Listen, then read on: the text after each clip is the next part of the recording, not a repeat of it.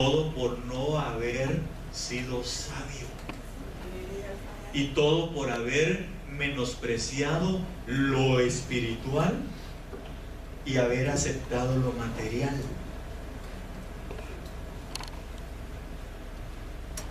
Como ya no dijo amén, mejor sigamos. Yo voy a terminar. Perdón, hermano, yo sé que a veces le duele, pero es mejor así. A mí me alegra si le duele. Le goza cuando le caigo mal a alguien, diciéndole la verdad. Mira, hasta me está llamando. Ok.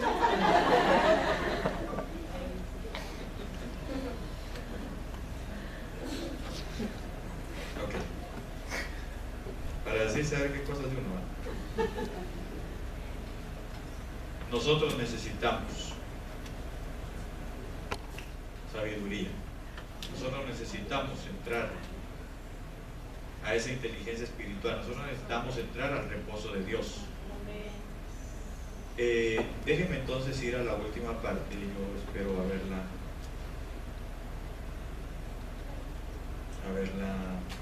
sí. Vaya conmigo por favor a Lucas capítulo 13 y ahí vamos a ir finalizando, porque tal vez esto ya le va a gustar más.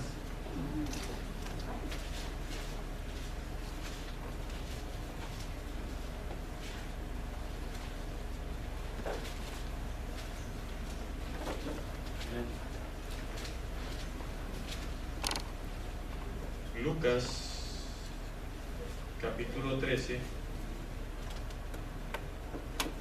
¿Lo tienen? Amén. Dice la palabra, verso 10. Dice la palabra del Señor de la siguiente manera: enseñaba Jesús en una sinagoga en el día de reposo, y había ahí una mujer que desde hacía 18 años tenía espíritu de enfermedad. Y andaba como encorvada, y en ninguna manera se podía enderezar. ¿Le parece a algunos cristianos? Sí, encorvados y no se enderezan. Cuando Jesús la vio, la llamó y le dijo: mujer, eres libre de tu enfermedad. Y puso las manos sobre de ella. Eso es, la cubrió. Se dejó cubrir, porque puso sus manos sobre de ella. Y Él dejó establecidos ministerios para que nos cubran, para que nos enseñen, para que nos levanten, para que edifiquen en nosotros. Así dice Efesios capítulo 4, versos 10 en adelante. Amén. Entonces dejemos que el Señor nos cubra y nos levante. Y puso las manos sobre ella, y ella se enderezó luego y glorificaba a Dios. Pero el principal de la sinagoga, enojado de que Jesús hubiese sanado en el día de reposo, dijo a la gente: 6 días hay en que se debe de trabajar. En estos, pues, venid y sed sanados, y no en día de reposo. ¿Qué le parece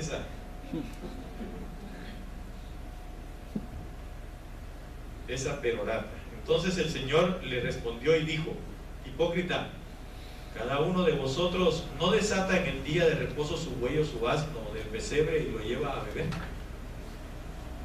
Y a esta hija de Abraham, que Satanás había atado 18 años, no se le debía desatar de esta ligadura en el día de reposo.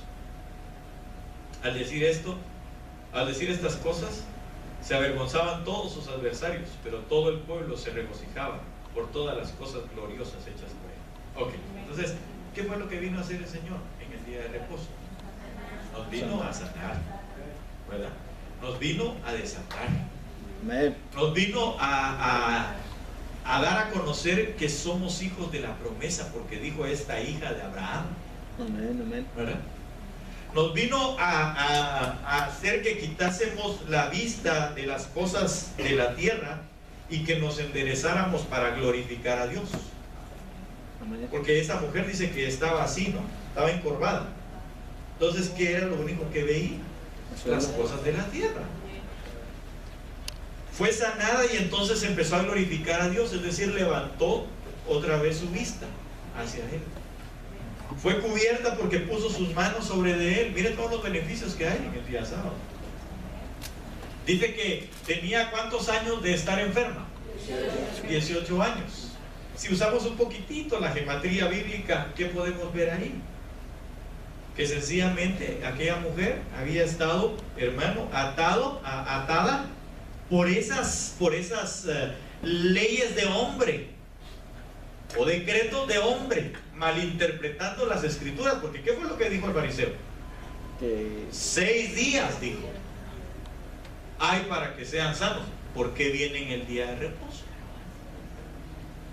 Entonces el Señor, si usamos la gematría bíblica, como le digo, estaba esa mujer 18 años, 6. Es decir, sobre su espíritu, sobre su alma, sobre su cuerpo, ella tenía decretos de hombres que la tenían enferma. Entonces hay gente en la actualidad que está enferma, espiritualmente hablando, físicamente hablando, y en su alma, por causa de decretos de hombres, malinterpretando las escrituras. Porque mire, hermano, está bien, ya le dije que nosotros debemos de abundar en todas las cosas, pero hay gente que enferma a otros en su alma, codiciando las cosas de este siglo. Hablando, por ejemplo, de solamente dinero. Todo su año se lo pasan en el primero dinero.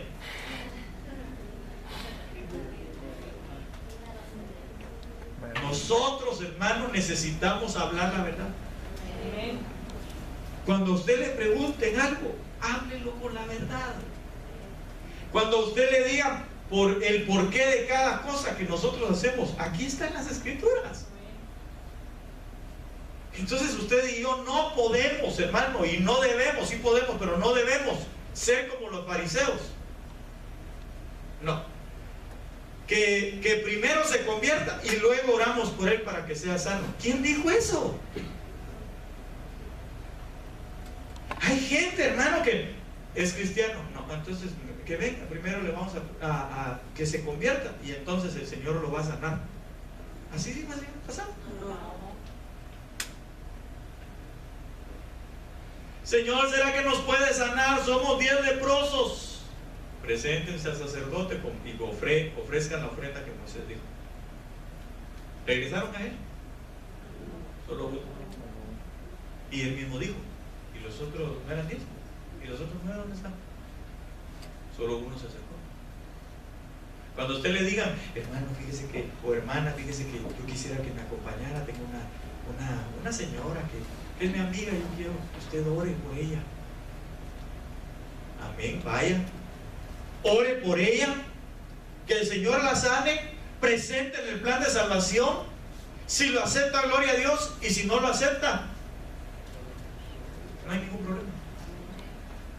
Pero no estemos poniendo, hermano, constituciones de hombres para la Santa Cena. No, hermano, es que lo que pasa es de que usted está bautizado. No, entonces no se puede tomar la Santa Cena. ¿Quién dijo eso? Usted en la Santa Cena, si aquella persona indignamente se la está tomando, por eso se lo estamos advirtiendo. ¿Está bautizado en el Espíritu Santo? No. Entonces tampoco hay Santa Cena. ¿Quién dijo eso? ¿Acaso no los discípulos tomaron Santa Cena antes de ser bautizados en el Espíritu Santo? Entonces, ¿por qué ponemos cosas de hombres? 6? Porque 6 es el número de hombre, de lo que la Biblia dice. Entonces quiere decir que hay pensamientos de hombres que están trayendo a la gente a ser cautiva dentro de las iglesias. Estoy un poco cáustico, ¿verdad? Mejor póngase de pie, vamos a orar, vamos a darle gracias al Señor.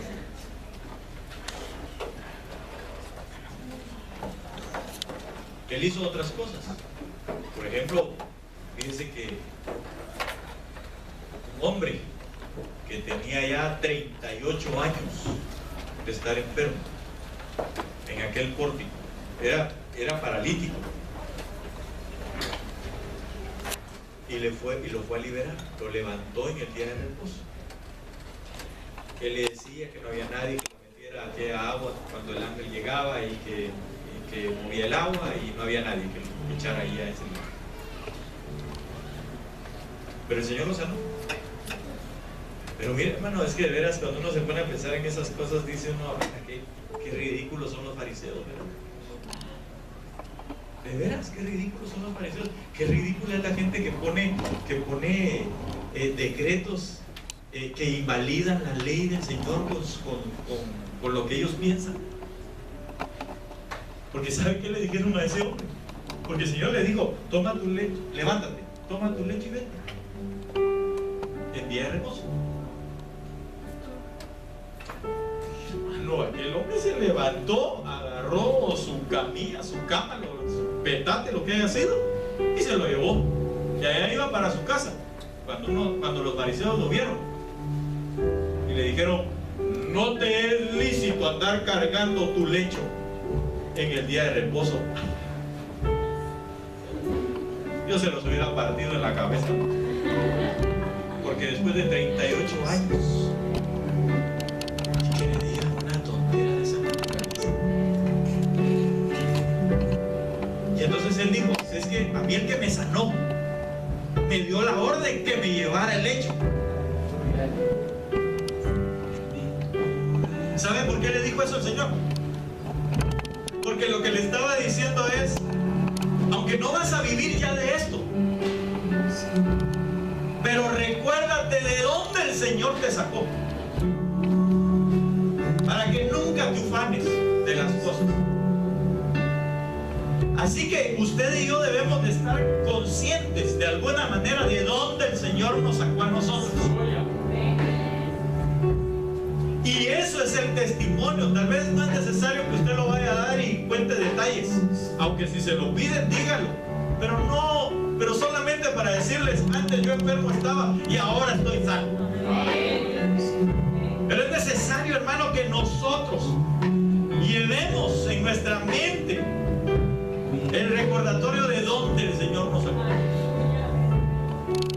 Aunque van a haber fariseos que le van a decir, no, ya olvídense de las cosas pasadas. No se olvide de eso porque se puede ufanar. Claro, olvídese de todas las cosas malas, pero no se olvide de dónde el Señor lo sacó. Para que siempre tengamos en cuenta la gran misericordia que Dios tiene en nuestras vidas. Aunque otros le digan lo contrario, nosotros necesitamos recordar con nuestro lecho, decir, yo estuve 38 años y nadie me sanaba hasta que llegó mi Señor y me sanó. Yo no sé cuánto tiempo pasó usted en el mundo, hermano, dándole rienda suelta a todas sus concupiscencias, hasta que el Señor llegó y lo sanó de su espíritu, de su alma y aún de su cuerpo. Yo le pido que en el nombre de Jesús, con sus ojos cerrados un momentito nada más, nosotros veamos todo el beneficio que nuestro Señor, el Dios, el dueño del Shabbat, del sábado, y no estoy refiriéndome a un día en específico, sino al Dios de los tiempos, el Dios de la eternidad, lo que Él hizo por nosotros, lo que sigue haciendo y todo lo que nos da. Nos trajo su gracia, nos trajo su sabiduría, nos trajo su inteligencia, nos trajo su sanidad, nos trajo el que ahora podemos nosotros, hermanos, estar comiendo, bebiendo de su palabra, de su amor, de su misericordia, sin restringirnos un día, sin restringirnos horas, sino que todos los días podamos nosotros ser sanos. Nos vino a ser libres, hermano, de toda constitución que los hombres hayan puesto, sobrepasándose a lo que el Señor ya había decretado, poniendo leyes de hombres o anteponiendo las leyes de los hombres a la ley de Dios, tratando de invalidarla. Yo le digo en esta mañana, en el nombre de Jesús, usted y yo Somos libres por la sangre del Cordero. Somos libres por la palabra que decreta que hemos llegado a ser libres a causa del sacrificio de Cristo Jesús en la cruz del Calvario. Pero yo quiero hacer dos invitaciones en esta mañana. Una, si hay alguien en esta hora que no ha reconocido a Cristo Jesús en su corazón, yo le invito a que levante bien en alto su mano derecha. Nosotros queremos llegar ahí donde usted está y orar por usted y bendecirlo en el nombre de Jesús. Si usted quiere salir de todas esas le voy a llamar ataduras que el hombre ha puesto sobre tu vida, todas esas prohibiciones que quizá pusieron sobre de ti, todo ese evangelio rutinario, todo ese evangelio quizá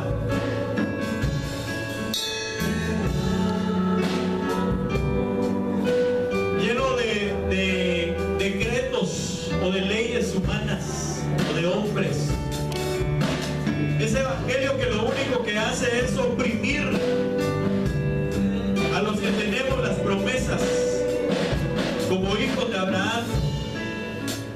Ese evangelio religioso, ese evangelio, hermano, legalista, cuadrado, si usted quiere llamarle así. Ese evangelio que en vez de dar libertad, lo único que hace es hacerlo a uno cautivo con más cosas. Ese evangelio que en vez de descargarlo, hermano, ha puesto más cargas. Ese evangelio que quizá te presentaron en un momento, pero que no lo quisiste a causa de ver cómo era la acción de aquellos otros. Este es el tiempo para que vengas y puedas recibir el verdadero evangelio. Porque como el apóstol Pablo decía, este es mi evangelio. Y no es que lo esté haciendo como un sectarismo, no, no, no. Le estoy diciendo que este evangelio que está aquí impreso, este evangelio que está aquí en las escrituras, en la palabra de Dios,